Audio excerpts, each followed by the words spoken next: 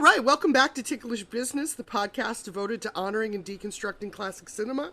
I'm Drea Clark. This week we're very excited, I am anyway, I don't know about my buddies here, but we'll find out, to be looking at satire, and specifically sort of political and war satire. You know, a nice breeze away from some of the things we generally talk about. But, never let them say we don't do it all here at Ticklish Business. With that, please let me remind you, if you enjoy our show, please tell a friend about us. We would love all the help we can get with getting the word out. We are a female-run podcast concentrating on classic cinema. We think that we have a pretty fun and unique perspective on things. We certainly love watching and talking the movies that we watch and talk about. And any bit of help really can help. How's that? I'll use help twice there. So spread the word, give us a nice review on Apple Podcasts if you are so inclined. All of it does help a huge amount. As I mentioned, I'm Drea Clark, and I'm very happy to have two of my ticklish buddies with me today, so I'll let them introduce themselves. I'm Samantha Ellis, and we also have Kimberly Pierce. Yay, indeed we do. Yes, Samantha, Kimberly, myself are taking on Charlie Chaplin's The Great Dictator and Stanley Kubrick's Dr. Strangelove, or How I Stopped Worrying and Learned to Love the Bomb. I just felt like, why not at this point in history dig into something satirical? Because, we live in ridiculous times. Just a little breezy, not at all heady Sunday discussion. True.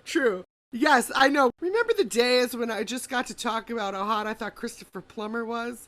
But yes, my brain does like to dig into these as well, and these are two movies certainly with a lot to dig into.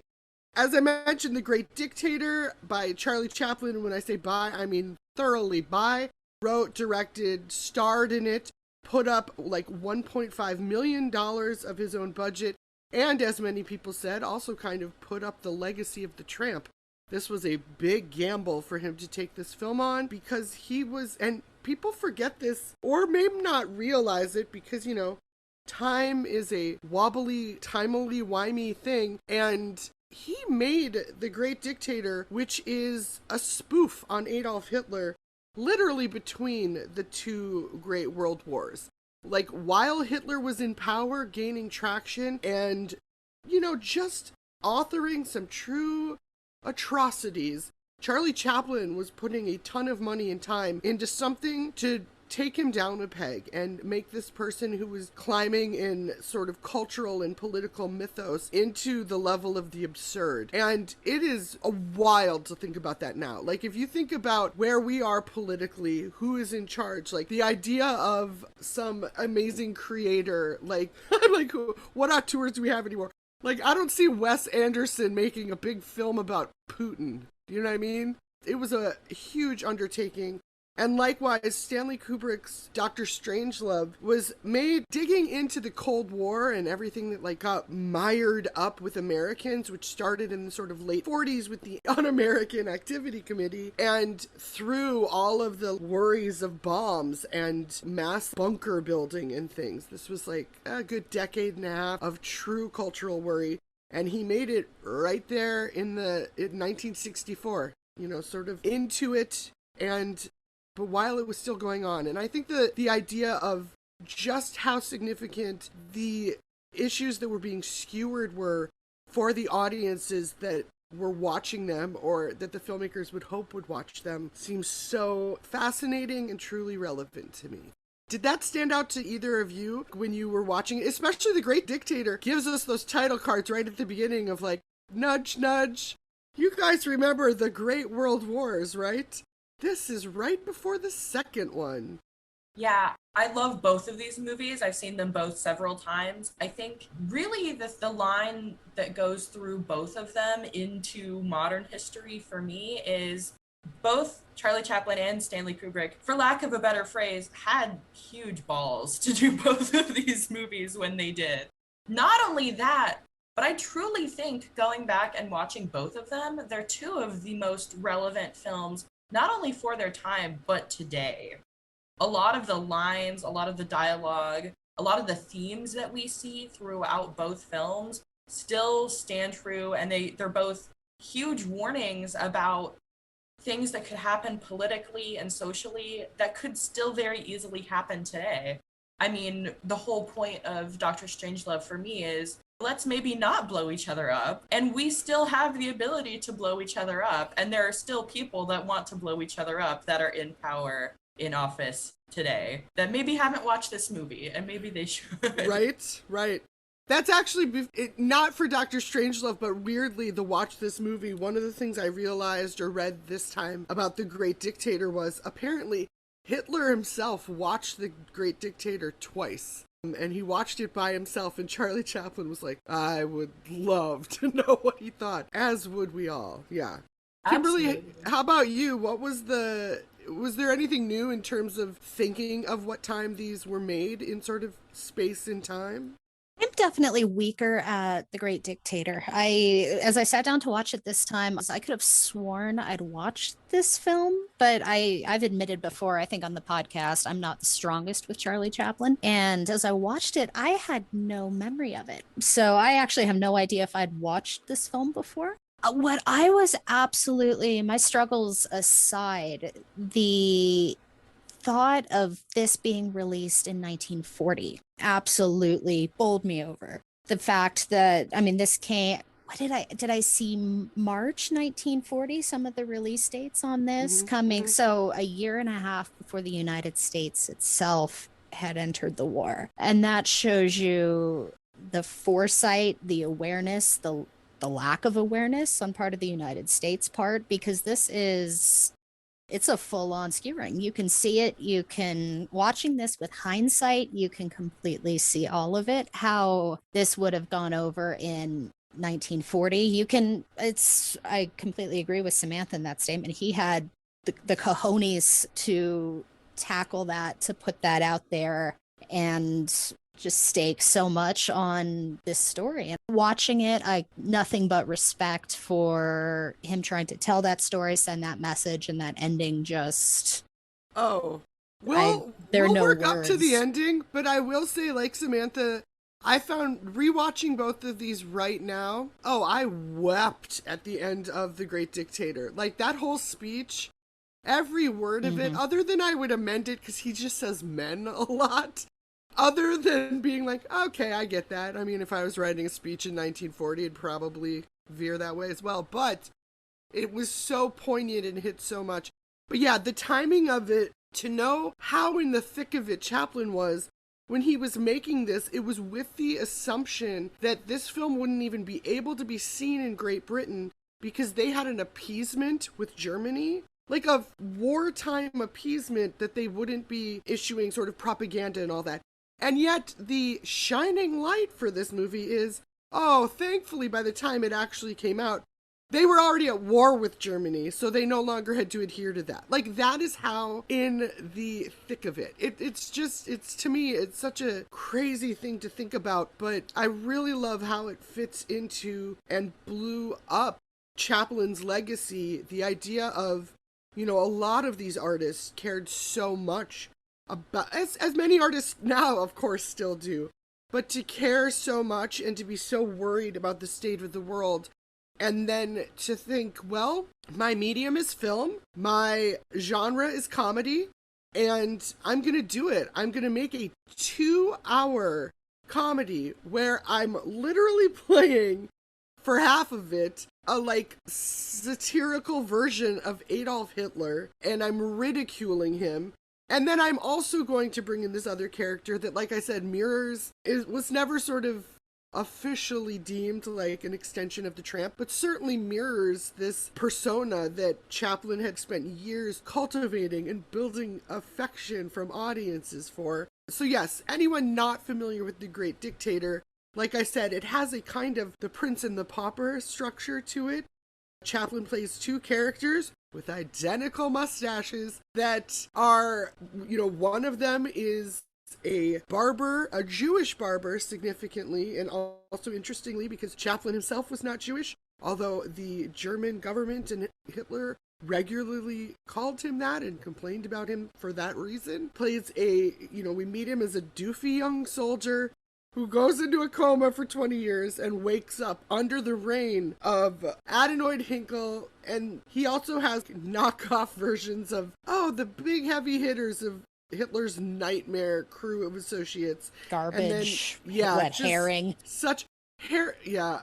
There's so much attention here to everything. So we get all that, but we also get, because it is 2 hours, and because, my guess, the idea of, I want audiences on my side, so they're getting the messaging out of this. So we also cast his then wife, Paulette Goddard, as his love interest, and she is like this sparkling, effervescent joy on screen, and I appreciated so much how snappy and hands-on her character was.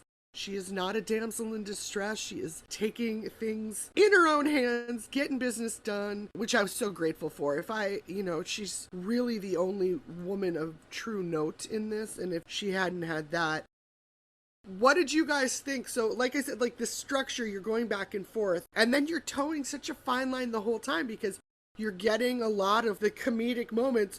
But it's kind of wild because when Chaplin, you see him doing his things where he's like, I've dropped my hat on the sidewalk. Oh, I must retrieve my hat and my cane. And then it's funny and him doing the bobbing and the kind of athletic physical comedy. And then you're like, oh yeah, he's hiding from a stormtrooper. He's hiding from a member of the Gestapo. It gives this whole other layer to it. How did the comedy in The Great Dictator hit for you guys? Or were there any standout moments of it? I will admit, this was almost two separate experiences for me. This felt very long. It felt very long. It felt more than its 2 hour and 5 minute runtime. And I've already said I struggle a bit with Chaplin. I loved the comedy pieces and I loved the messaging.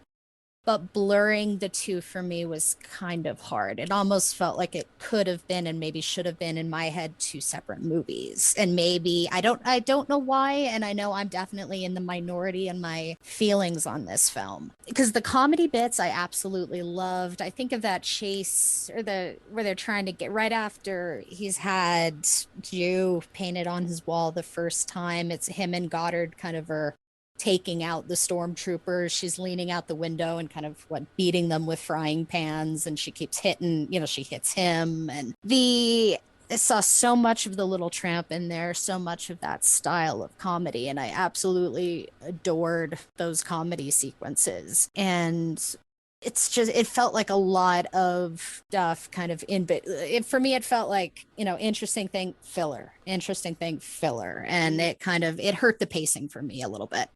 How about you, Samantha? Yeah, I think for me, it's a little weird to watch some of the comedy in this when you think about the fact that Charlie Chaplin said after the fact, if I had known the actual truth and the actual atrocities committed against the Jews by Hitler during the time that I was making this, I would never have made it. So it's interesting.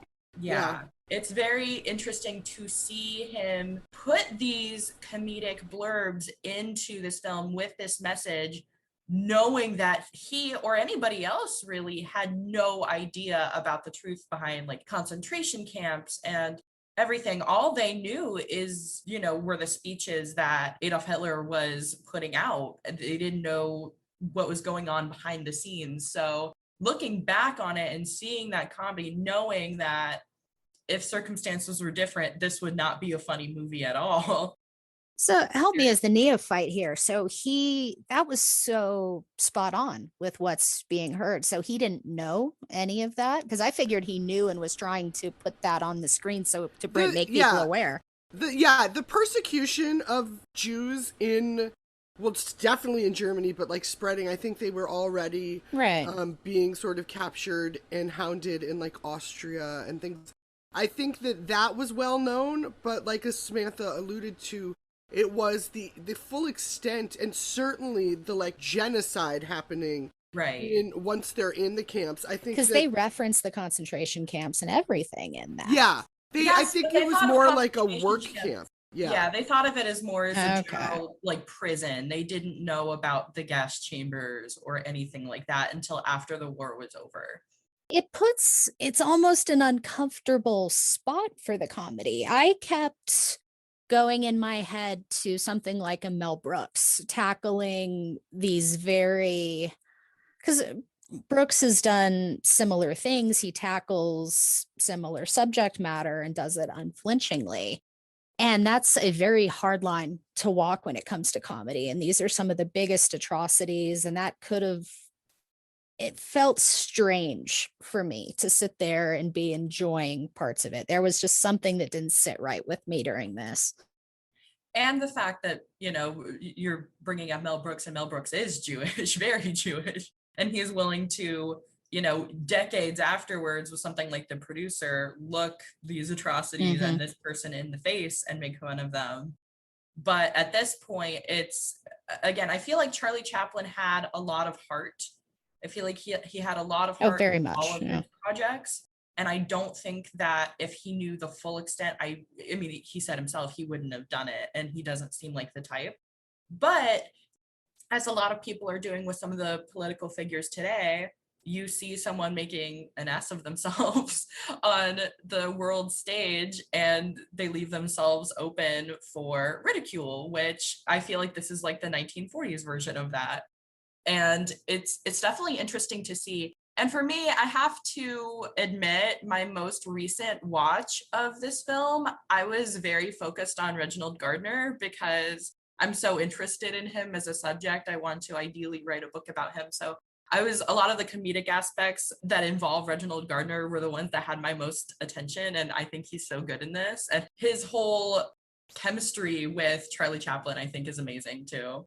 Is he the pilot in the beginning? He is. That would be why he looked familiar. Okay. Schultz, yeah, who ends up rising in a political faction when Chaplin wakes back up again. I think that there's something really interesting, and certainly I'm also not Jewish, so there's definitely people who could speak better to the idea both of empathy versus sympathy. But I do think that Chaplin, in terms of how he situated this and specifically playing a Jewish role, when he had been condemned by the German government for being Jewish himself, rather than being like, oh, well, I'm not, but they're just fine. Do you know what I mean? Like, oh, I don't have anything against those people. They're fine. Instead of that, of just being like, oh, they're so fine. I'm happy to be one of them in this movie. I think there's an empathetic angle to that in terms of the story he was telling. And I think that you're so right.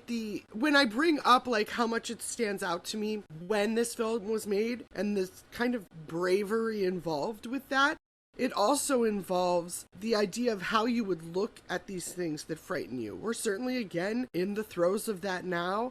And apparently, a genesis moment for The Great Dictator was Chaplin going to see a screening of Leni Riefenstahl's Triumph of the Will, and in a theater of people who were horrified and afraid, rightfully so, watching this man in this propaganda be exalted, and like thousands of people in march step doing that goose step, like that would be chilling. And Chaplin apparently just laughed throughout the whole thing. And there is such a universal, and not just universal, but long throughout time and space, the idea of bringing someone down a peg by finding them laughable instead of frightening, and to just lean into that as an artist of, oh, not only. So for me, I do agree, and I also know that we sound like total artistic Philistines. Like, it does play long, but I also felt like I understood why he was adding so many different shades of other things, because it was all trying to balance out the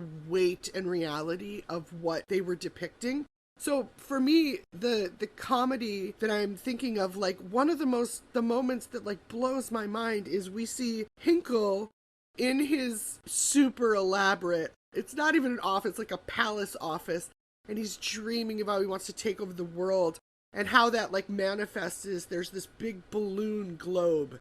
And there's like a 5-minute dance sequence, for lack of a better word, of Chaplin as Hinkle bouncing this globe high into the air and posing with it. At one point he climbs on his desk and like bounces it lightly with his butt. There's just something there of, you're taking Hinkle's and his dreams of domination. And you're just like, you are a child playing with a balloon. And yet you get this physical moment to watch, and you get a little reprieve. And I just think he was taking such artful measures to trying to convey and put someone in perspective that seemed so huge and scary and daunting for other people. Like, no, this is the man who thinks of the world as a balloon he gets to play with. And look at him bounce it on his butt. But thinking about that in that way, that actually makes a lot of sense. I like your mention there of Triumph of the Will. I've seen that film once, and it's been a number of years. But the image that still sticks with me, I believe it's that Riefenstahl film, Hitler gets on the plane and then he rises majestically into the air like a religious Christ-like figure. And I did not go there as I was watching this film last night. And that was one example where it's kind of where I'm sitting there going, I think I see what you're doing, but I don't know if I'm feeling this. But hearing it compared that way, that's a very valid point.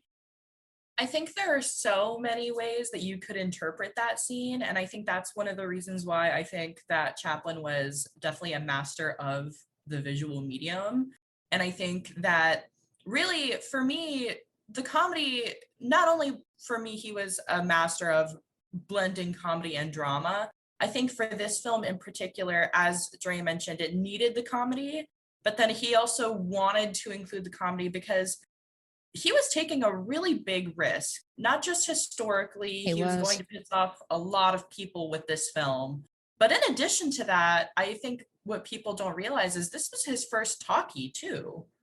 And nobody knew how that was going to play off. Nobody had really heard his voice before. And that's a whole additional risk in addition to all of the other risks that he was taking with this film. So you have this whole silent part that says so much, and it's able to be interpreted in so many different ways. And I feel like that's a really iconic scene of the film.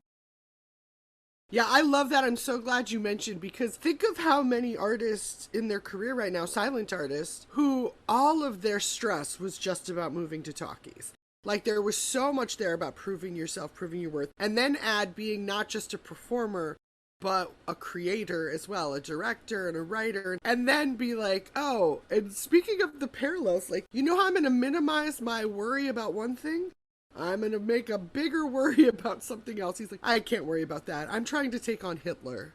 I'm not going to stress about how my voice comes across, you guys. I'm dealing with a dictator. I think the really ironic thing is, looking back at the two most iconic scenes of this film, you have the silent scene of him dancing with this globe and the ending, which is probably the greatest speech in all of cinema, in my opinion. Most definitely. So for any film, for an actor to unleash their voice on the public for the first time, I don't think you could get much better than this. Oh, truly. And it's also interesting because, the scene with the balloon that we see is him as Adenoid Hinkle. So it's as the Hitler representative. And yet it's maybe the scene that's most familiar to Chaplin fans, because that's the kind of stuff you've been watching him do, right? It's silent. He is doing something physical. There's kind of grace to it. There's comedy to it. It's all of this. And then when he is at the end and he does the speech as the barber pretending he's being Hinkle. So there's all of these things of just playing with expectation and what you know of someone. So like the barber can only, aka Chaplin, can really find these words because he's pretending to be someone else. There's probably a smarter philosophical read of that I don't yet have in me, but now I'll be thinking of it. I would love to, because I'd like to kind of cross-cut these films to compare them rather than just do one and then the other. So I'd love to talk about the comedy in Dr. Strangelove as well. I think there are a lot of parallels. You know, the concept of satire in general is about exposing or making light of something through comedy, something scary or something dark or something unexpected, and then making it just sort of absurdist enough that you can wrap your head around it or, you know, get on top of it. And Doctor Strangelove has absurdity down to a T. There's so much in this movie that you're like, what are you talking about? And so this one, again, set in 1964, and it is... The concept that it's truly satirizing is not just the war machine in general, globally, although that's certainly part of it, of like how global leaders look at things, but they're really looking at this concept of mutually assured destruction, which was a big part of the Cold War and was a big part of the atomic age. Once you had a few superpowers that had their hands on these big ass bombs, well, you know, it's a kind of philosophical mindset of what's the thing that's going to protect us is this mutually assured destruction, which is they are not going to launch their bombs if we say we're not going to launch their bombs. So like the only way we're safe is if we have all of the bombs and then we promise not to use them. And there was literal all of these political tracts written about how you actually shouldn't do any planning other than that, because then you're not counting on it being an actual thing. You had to put all your faith into this idea of mutual assuredness and not build a bunker or whatever, because then it's not mutually assured. It's such sort of crazy nonsense that I look at now and I'm like, why are we always so dumb? How fun for people.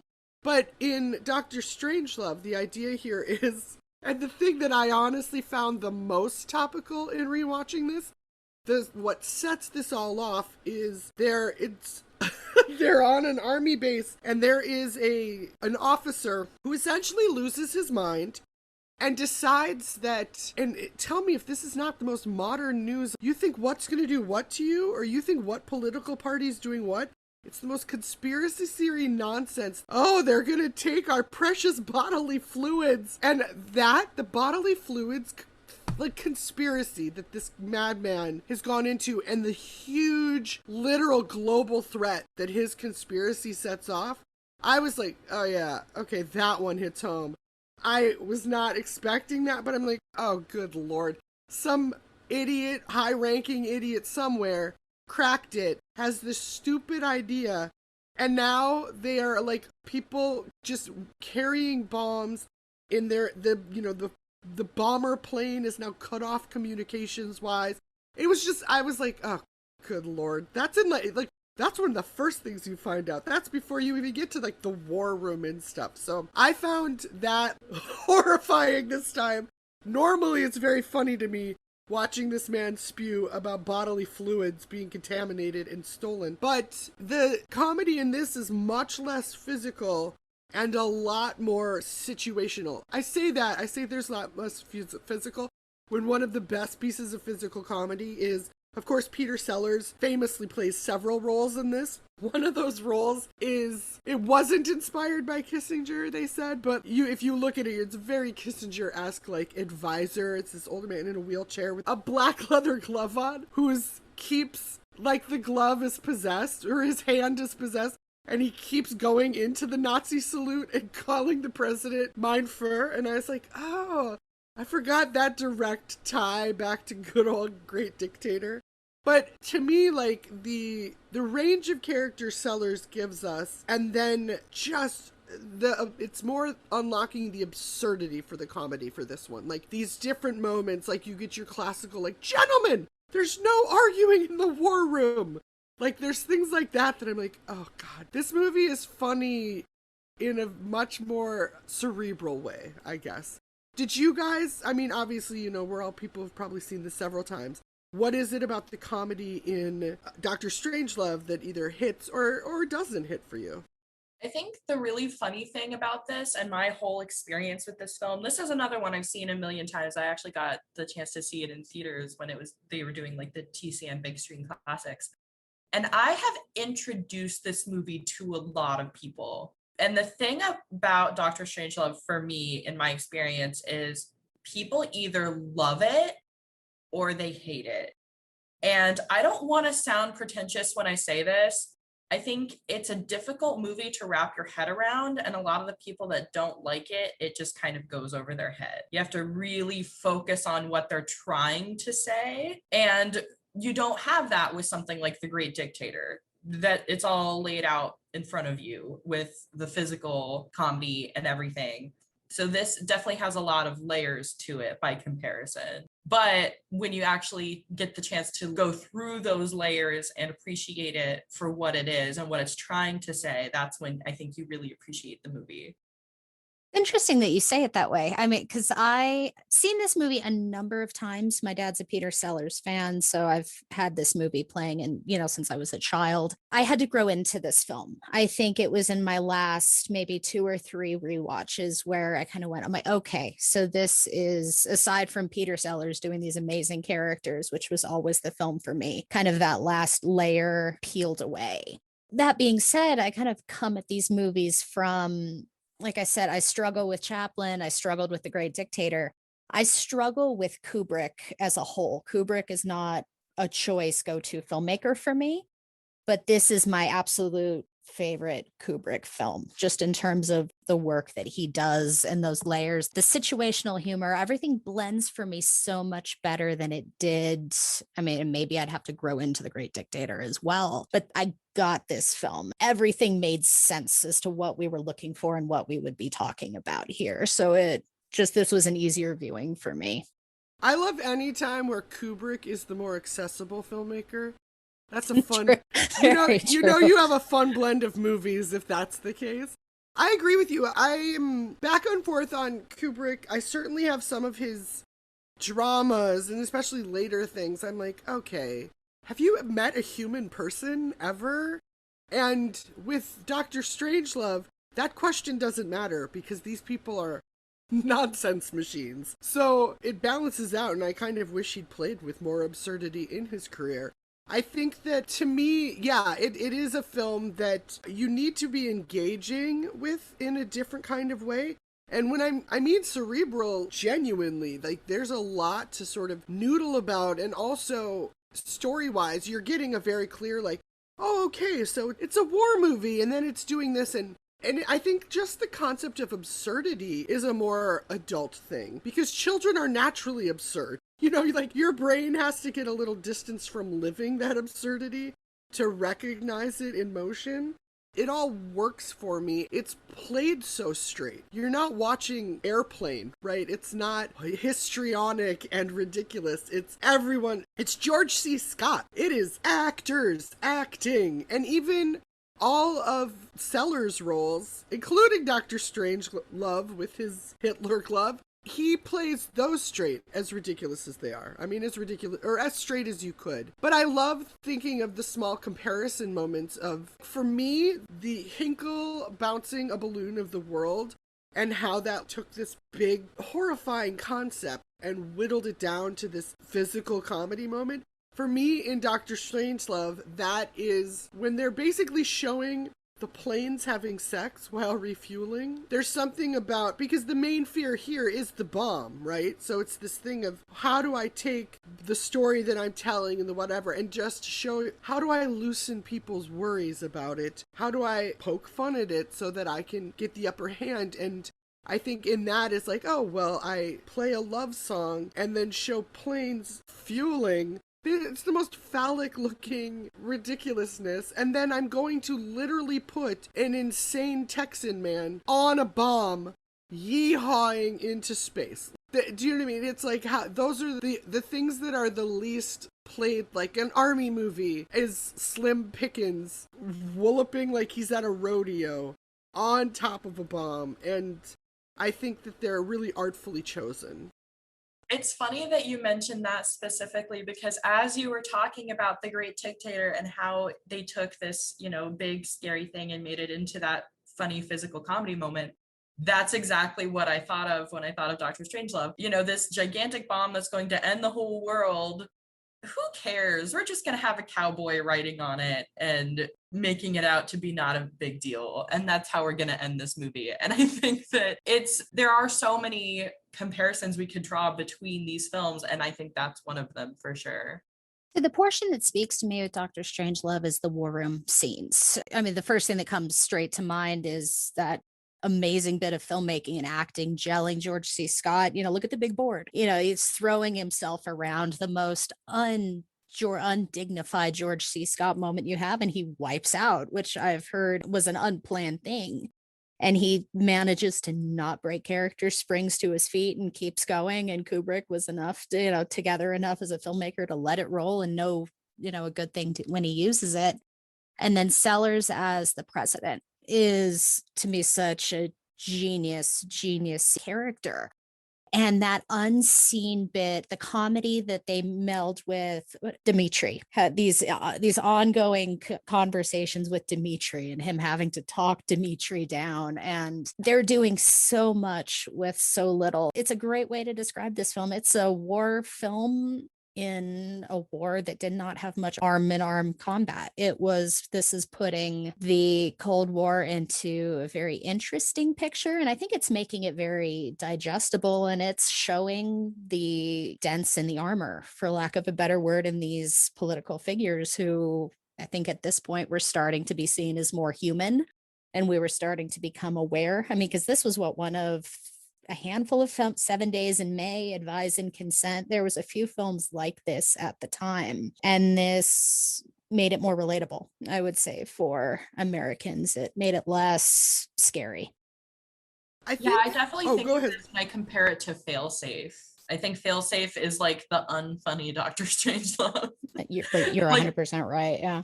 Yeah, definitely the closest thing. And the thing is, you guys were talking about Kubrick and how accessible he is as a filmmaker, and my two favorite Kubrick films are the ones where he has a story, a really good story, and someone like Peter Sellers just takes it and runs with it. And I think that's definitely what happened with this film. And my other favorite of his is Lolita, and you also have Peter Sellers just totally taking his comedy and making it into something accessible. I will forever love that they got to make Doctor Strangelove because of Lolita.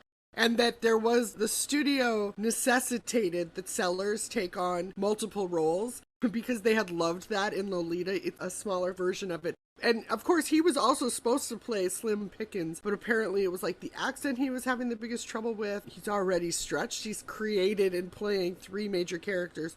So they brought in an actor. They brought in someone who basically was TJ Kong or whatever. Well, there's also the famous story that he supposedly broke his leg or faked breaking his leg in order to not play that character. And I truly think it's for the best. I think this would have been even more Peter Sellers' movie. But I feel like that out of the 4 would have been the least believable. Agreed. Especially since there was something about that 4th one being on the plane that was en route. It works because Sellers is interacting on ground and in the, like his characters are in a same sort of sphere. There would have been something kind of off-putting, or maybe not, but to me maybe that if he was on the plane and doing that, it would have felt like less of a threat because you're like, oh, Sellers is there too. That's never gonna blow. You know what I mean? There's something of how we see movies and just sort of make assumptions. He would have quite literally been in too many places.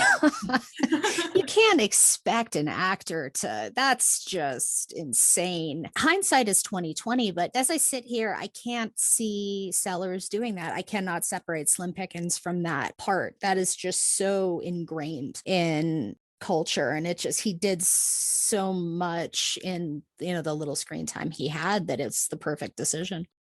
I also love hearing about how when Slim Pickens showed up on set, everyone assumed he'd already gone through wardrobe, and he's like, no, these are my clothes. Like, he shows up in England and has on his cowboy boots and his fringe shirt. So something I think that Samantha said that it ties into this bigger idea of satire as a way to get your head around something big and make it smaller. But also, I think that Dr. Strangelove is doing something that I think is important all the time, which is pointing out that our leaders are just people and they are fallible and probably idiots, a good percentage of them, because if you look at a cross choice of any people, there's going to be a nice number of idiots in there, and why not with our leaders? And there's something about looking at the war room scenes and looking at all of those things and being like, oh, these are just people often given the leeway to make selfish choices. Because I think a lot of people feel really distanced from politics to a certain extent of like, whatever I do is not going to matter. The people who are like doing that are like more knowledgeable or more important or more, you know, when in the fact of the matter, many of them are none of those things. And so I think that there's something here, again, like comparing to the Great Dictator, of reminding people, like giving people the idea that Hitler was a figure that could be laughed at, and that, though certainly scary, because in the Great Dictator you have those scenes where he as Adenoid is giving like these fake German speeches.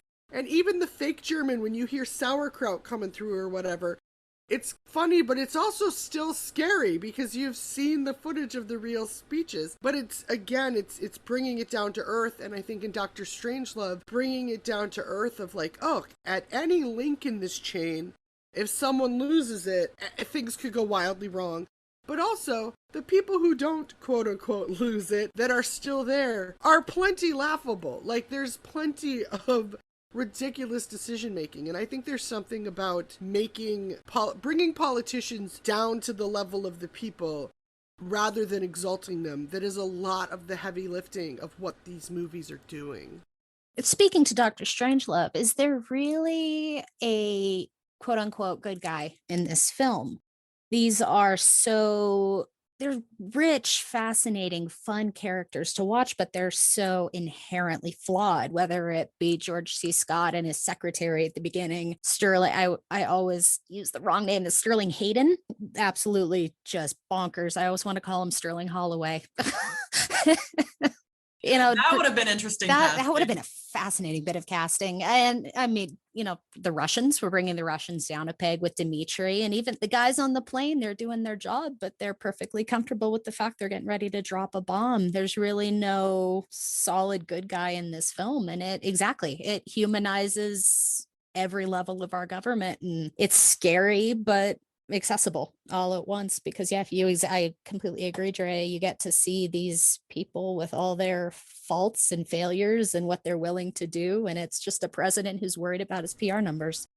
I think that, to me, one of the other most significant moments that I got in this that felt very real and felt like, oh, this is a takeaway, again, with the idea of how you think your leaders talk about you, is when that, again, another famous thing, when Turgid Sid says, Mr. President, I'm not saying we wouldn't get our hair mussed, but I do say no more than 10 to 20 million killed, tops, depending on the breaks.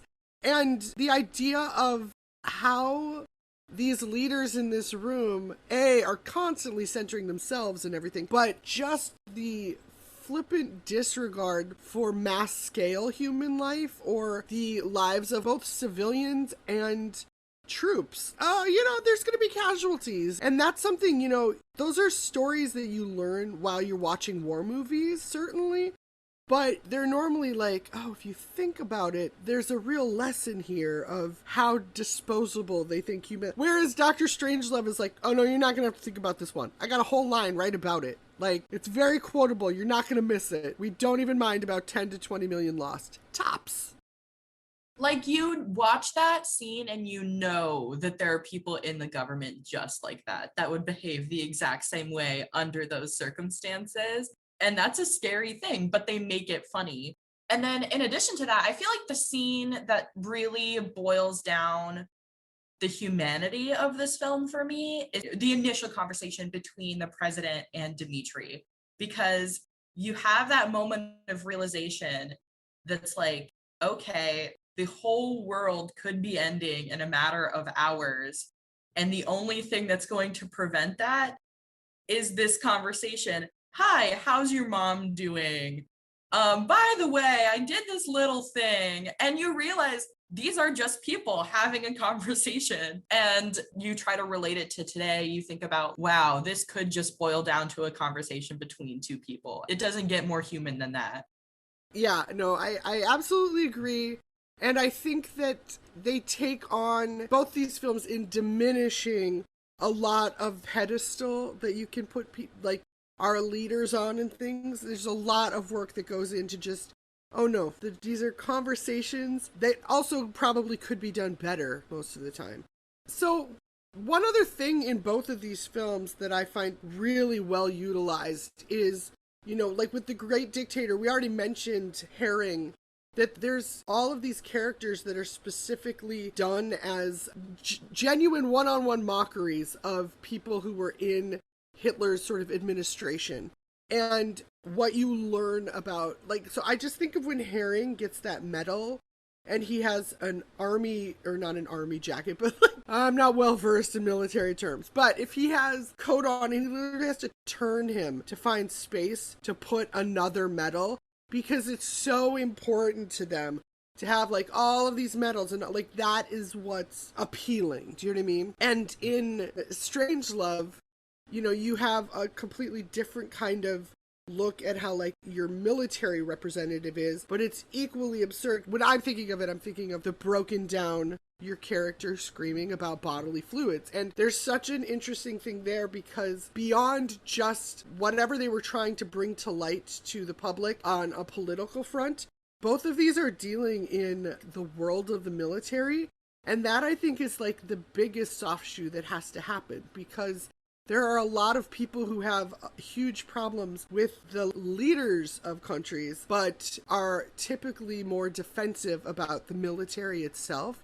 Particularly in America, I think that's true often.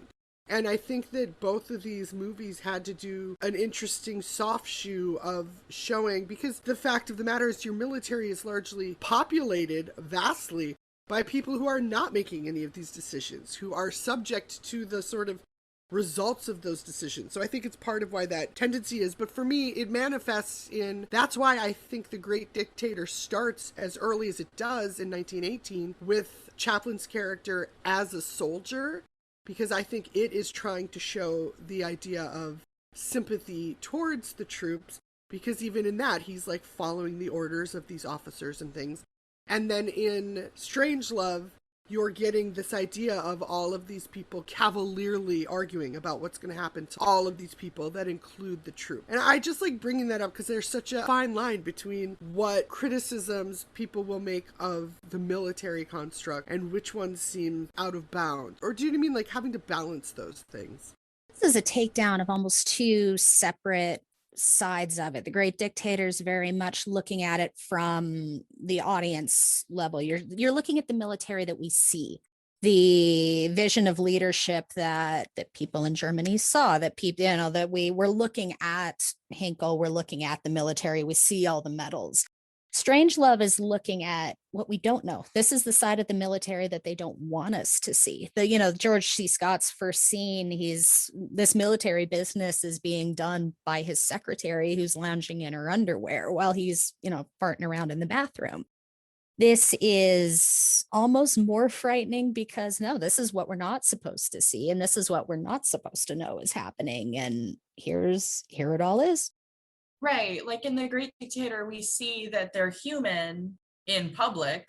Yeah, that makes sense. Now we see that they're human in times of distress when it comes to Dr. Strangelove, and that's definitely more scary. I agree with you.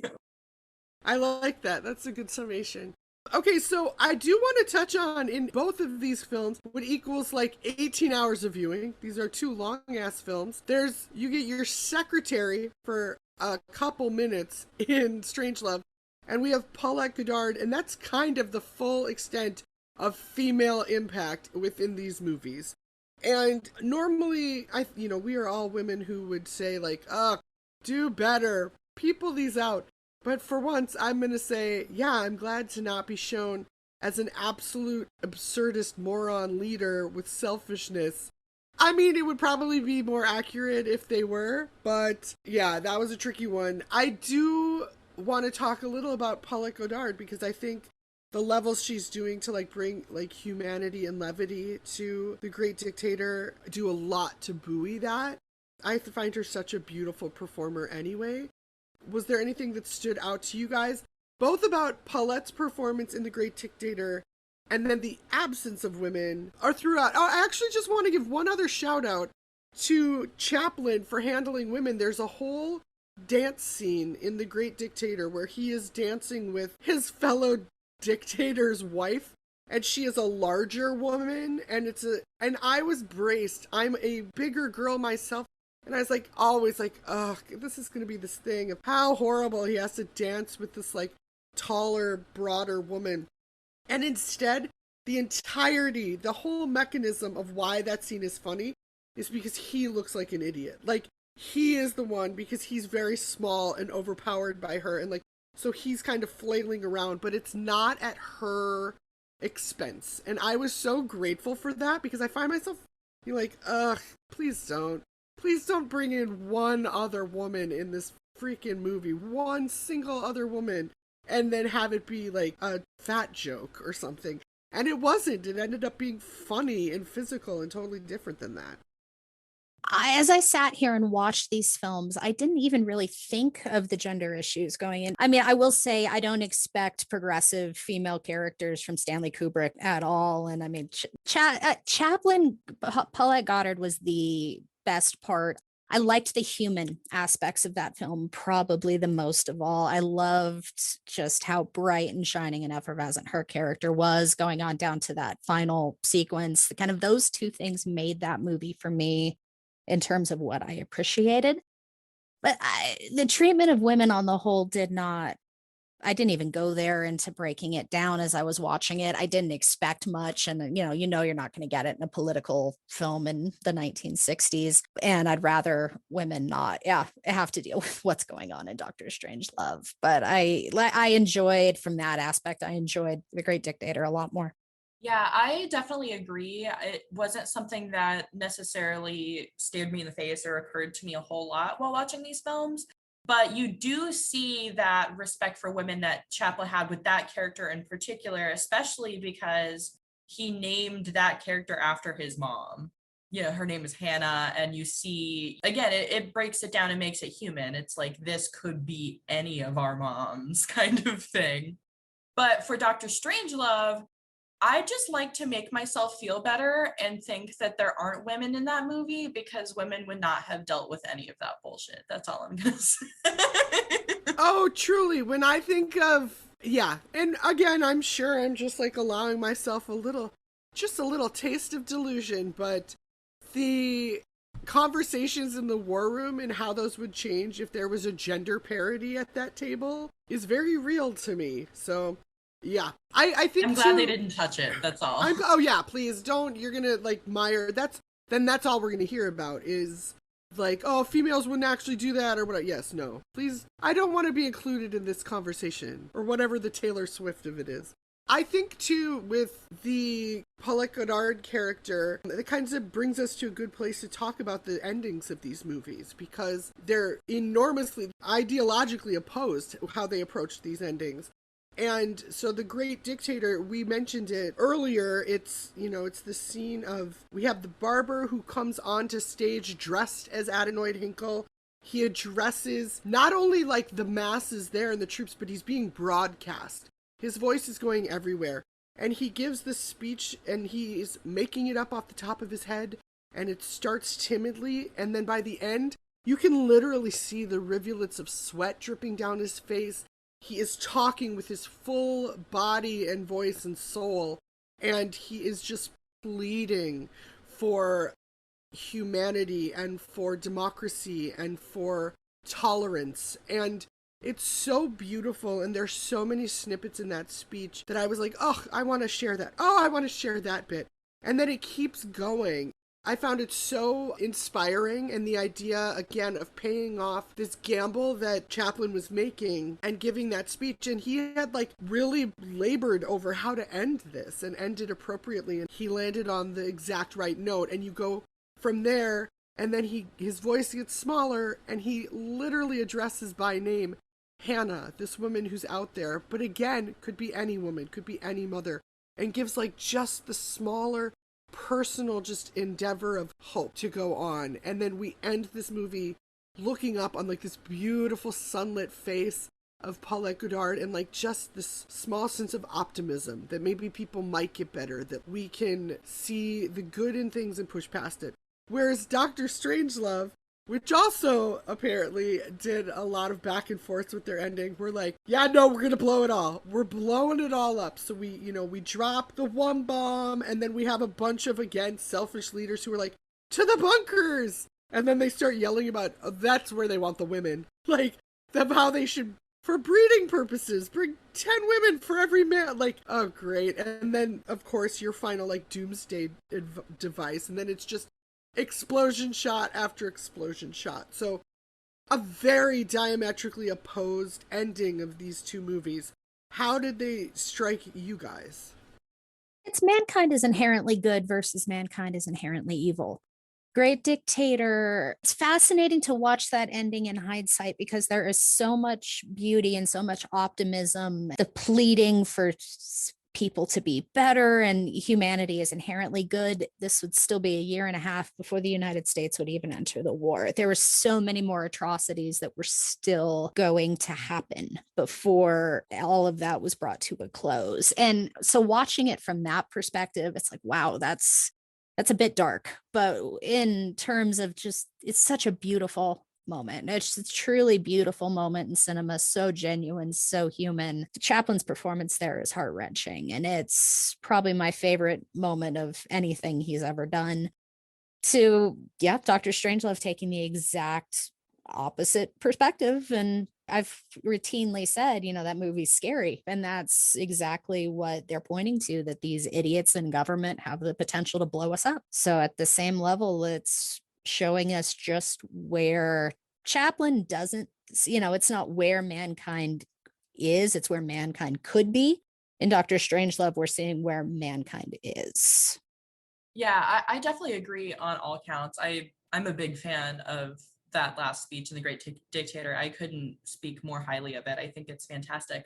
But at the same time, I think the argument could be made that both endings are trying to appease audiences and give them some hope. And I'll explain why. I think the first one, The Great Dictator is more on the nose. Obviously, you walk out of that film thinking, everyone's going to care about each other a little more after they watch this, and there's some hope there, and we'll get out of this okay.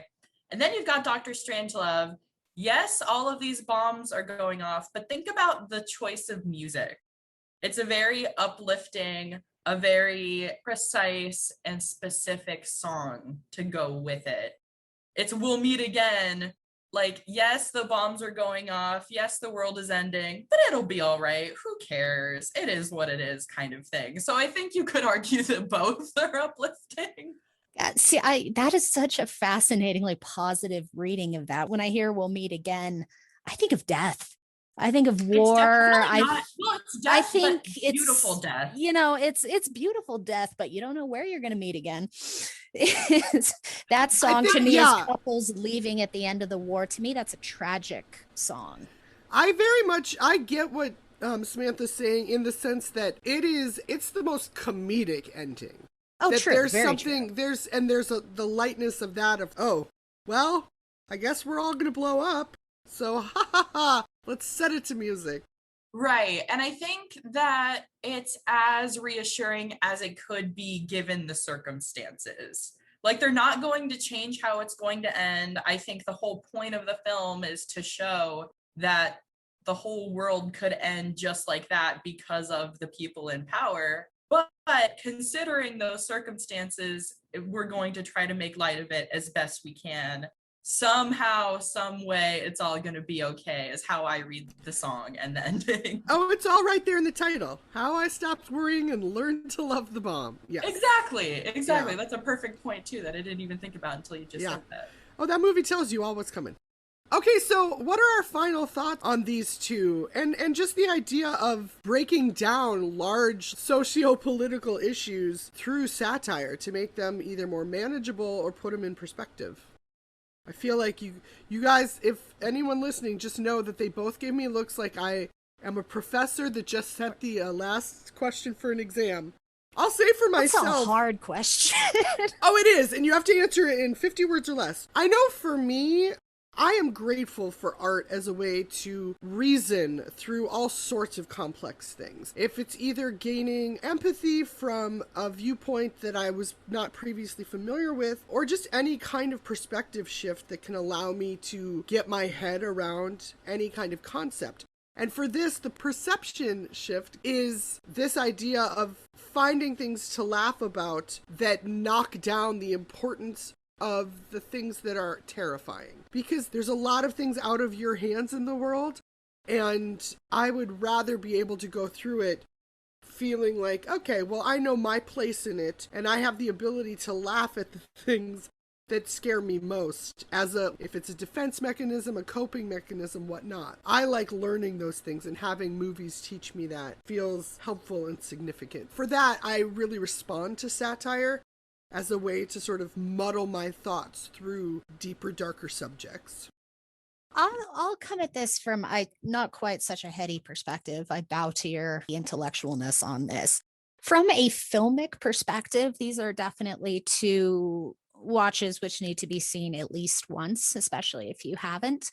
I will say, coming at The Great Dictator, somebody who the movie didn't 100% speak with, as I watched that, going down to the ending, I came out with nothing but respect for everything that Chaplin was able to do. And I was completely blown away from that film from a human historical perspective. I thought that was truly gorgeous. Everything about the storyline in there and the narrative and what Chaplin created, whether or not the comedy spoke to me or not.